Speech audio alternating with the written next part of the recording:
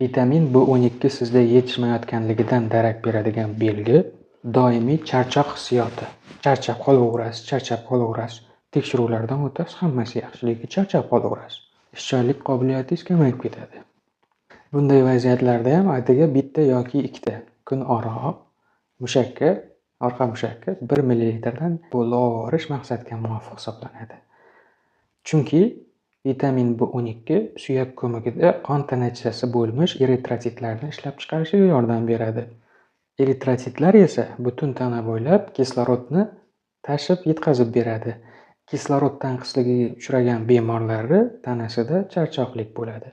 Demak, gipoksiya, kislorodniy голодание holatlariga eritrositlarni sonini ko'paytirish uchun biz vitamin B12 ni 1-2 ukolini olib borsak, maqsadimizga juda ham samara beradi.